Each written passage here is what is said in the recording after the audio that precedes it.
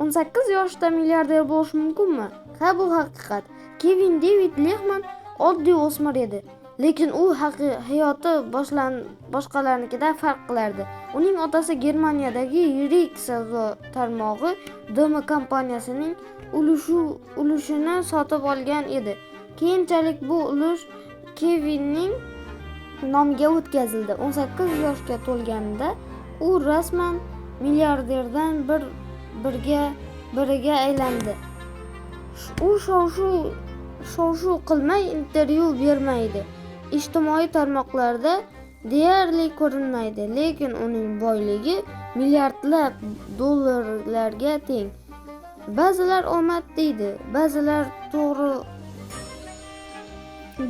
bo'lsa to'g'ri vaqtdan to'g'ri qaror deydi. Ammo bir narsa aniq, boylik yosh tanlamaydi.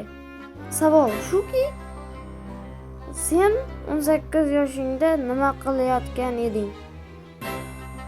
Ha, bu savol siz uchun. Kanalga obuna bo'lib, Tarix Mediani qo'llab-quvvatlang, videoga like bosib qo'yishni unutmang. Hammaga xayr, Tarix Media bo'ldi sizlar bilan.